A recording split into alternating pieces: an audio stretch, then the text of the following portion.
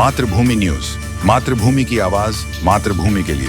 ગીર સોમનાથ જિલ્લો દરિયા કિનારા પર આવેલ હોય જેના કારણે વારંવાર વાવાઝોડા, અનિયમિત વરસાદ, કુદરતી આફતો સહિતના કારણોથી છેલ્લા લાંબા સમયથી ખેડૂતોને વિવિધ પાકોમાં ભારે નુકસાની વેઠવી પડે છે। ત્યારે કોડીનાર બાદ હવે તાલાલા શુગર ફેક્ટરી શરૂ કરવાના પણ સંકેતો મળી રહ્યા છે।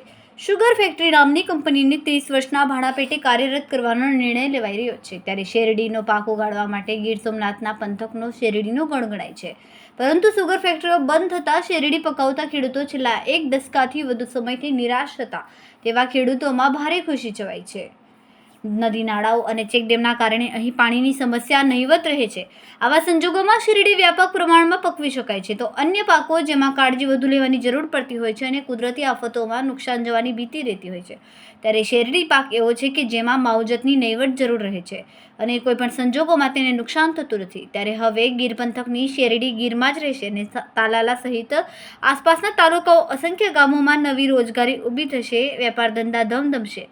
આના કારણે તાલાલા ગીરની પ્રજાને શુગર ફેક્ટરી ચાલુ થવાના સમાચાર ગીરમાં બેવડો ઉમંગ લાવે છે। આપનો નામનો પરિચય? હું ગીર સોમનાથ જિલ્લાના તાળા તાલુકાનો ખેડૂત અગ્રણી, મારું નામ ડીબી સોલંકી। શું કહેશો, શુગર મિલ ચાલુ થઈ રહી છે, કેટલા ખેડૂતોને ફાયદો થશે, સ્થાનિક રોજગારી કેટલી મળશે?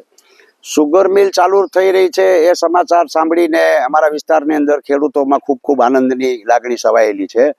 આ મિલ છે એ 1978 થી કાર્યરત થઈ હતી અને 2012માં સરકારની અને ખાંડની નીતિના કારણે જે કઈ મિલો બંધ પડી છે, સૌરાષ્ટ્રની તમામ મિલો બંધ પડી ગઈ છે, દક્ષિણ ગુજરાતની અમુક શુગર મિલો બંધ પડી છે, એ ખાંડની નીતિના કારણે। અને ખાંડ છે એ આવશ્યક ચીજ વસ્તુમાં આવે છે, એટલે ગવર્મેન્ટના કંટ્રોલ હેઠળની વાત આવે છે।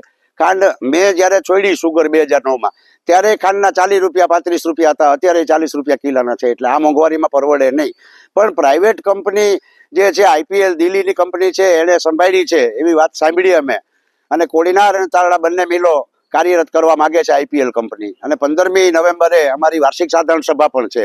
એટલે આ મિલ છે એ પ્રાઇવેટ કંપની સંભાળીને ચલાવે તો ખૂબ રીતે સારી રીતે ચાલશે, એટલા માટે કે બંને મિલો આખો સોમનાથ જિલ્લો જે છે, ગીર સોમનાથ જિલ્લો છે, એમના અંડરમાં આવે ને અહીંયા કોડીનારમાં પણ જે સિંગવડો નદી છે એ ભરપૂર પાણી ત્યાં ખરું। અમારે પણ અહીં હિરણ નદીની અંદર હિરણ 1 અને હિરણ 2 બે ડેમો આવેલા છે, અને આંબાની અંદર પણ છેલ્લા 5 વર્ષથી વળતર ઘટ્યું છે, એટલે શુગર મિલ ચાલશે।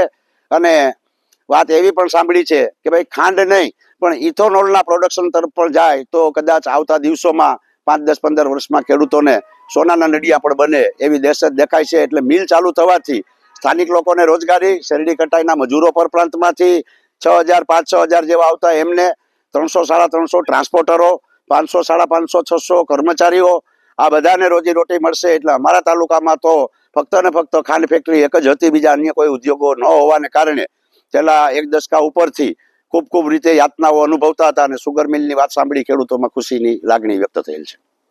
નામ ભીમસિંહ પંડિત છે। શુગર મિલ ચાલુ થતું હોય તો સારામાં સારી વાત કહેવાય, કારણ કે અહીંયા રોજગારીનું પ્રમાણ વધશે અને લોકોને ધંધા, શુગર ફેક્ટરી પાસે નાના મોટા ફેરિયાઓને પણ ધંધાનો લાભ મળશે। અને વર્ષો પહેલાથી જે ફેક્ટરી બંધ થઈ છે ત્યાર પછી જે મહારાષ્ટ્રમાંથી જ્યાં ત્યાંથી મજૂરો આવતા, એ મજૂરો અત્યારે અહીં કોઈ છે નહીં, અને 5 થી 6,000 મજૂરો આવતા હોય છે। તો એ લોકો જ્યારે અહીંયા આવે છે ત્યારે ખેડૂતોને અને જે વેપારી લોકો છે એને પણ વેપારમાં વધારો થશે। અને શુગર ફેક્ટરી ચાલુ થાય તો અત્યારે શેરડીનો પાક તો વાવે જ છે પણ ઓછા પ્રમાણમાં છે, રાબડા પૂરતો વવાય છે, પણ જો શુગર ફેક્ટરી ચાલુ થાય તો ઘણા ખેડૂત એવા છે કે જ્યાં પાણીનું ભરપૂર છે ત્યાં લોકો શેરડી વાવી શકે અને એટલે પૂરો લાભ મળી શકે। અને આખા તાલાળાને આ શુગર ફેક્ટરી ચાલુ થાય એના માટે લાભદાયક છે, અને એને અમે આવકારીએ છીએ। ઓકે, પ્રવીણભાઈ નામ પરિચય? પ્રવીણભાઈ ચોડુડિયા, સ્થાનિક ખેડૂત, તાલાળા તાલુકો। પ્રવીણભાઈ, શુગર મિલ ચાલુ થઈ, શું કહેશો? શુગર મિલ ચાલુ થવાના ક્યાંક ને ક્યાંક સમાચાર સંભળાઈ રહ્યા છે, તેને આ જો શુગર મિલ તાલાળાની ફરી ધમધમતી થાય તો આ નિર્ણયને અમે હૃદયથી આવકારીએ છીએ।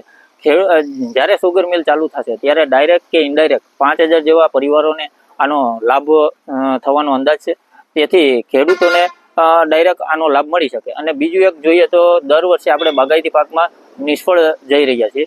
છેલ્લા લાસ્ટ 5 થી 10 વર્ષથી બાગાયતીનું ઉત્પાદન ક્રમશઃ ઘટતું જઈ રહ્યું છે, તો તેના કારણે ખેડૂતોને પણ એક વધારાનું ઓપ્શન મળશે.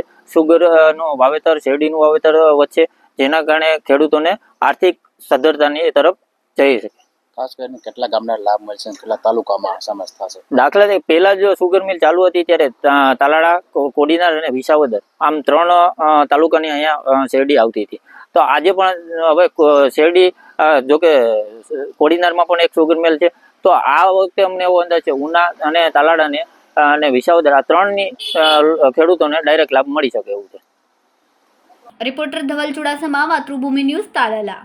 ખૂબ જ ટૂંકા સમયમાં માતૃભૂમિ ન્યૂઝ OTT પ્લેટફોર્મ અને મેગા સિટીમાં કેબલ નેટવર્ક સાથે જોડાઈ જશે. તો જોતા રહો માતૃભૂમિ ન્યૂઝ.